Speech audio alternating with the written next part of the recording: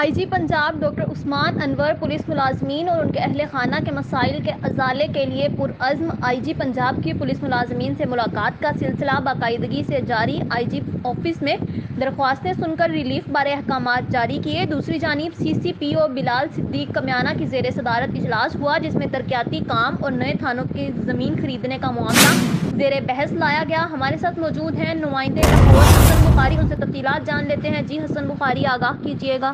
جی بالکل، آئی جی پنجاب ڈاکٹر عثمان انور پولیس ملازمین اور ان کے اہل خانہ کے مسائل اور ان کے حل کے لیے پرعزم۔ آئی جی پنجاب نے آج آئی جی آفس میں پولیس ملازمین سے ملاقات کی اور ان کی درخواستیں سن کر ریلیف بارے احکامات جاری کیے۔ انسپکٹر احمد علی مرحوم کی اہلیہ کی جانب سے فیملی کلیم پر بیٹے کی بھرتی کی درخواست ایڈیشنل آئی جی پنجاب کو بھجوا دی۔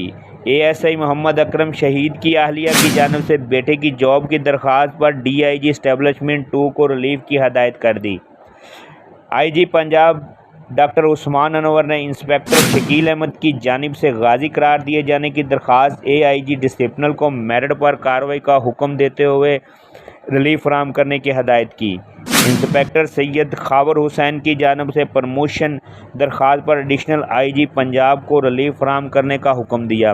رحیم یار خان کے کانسٹیبل سعید احمد کی بائی پاس آپریشن کے لیے میڈیکل گرانٹ کی درخواست پر ڈی آئی جی ویلفیئر کو ریلیف کی ہدایت کی۔ آئی جی ڈاکٹر عثمان انور نے کہا کہ پولیس ملازمین اور ان کے اہل خانہ کے مسائل کا ازالہ میری اولین ترجیح ہے۔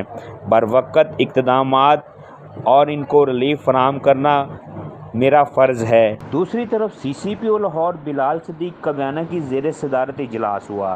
اجلاس میں جاری ترقیاتی اسکیموں اور فلاحی منصوبوں پر پیش رفت کا جائزہ لیا گیا۔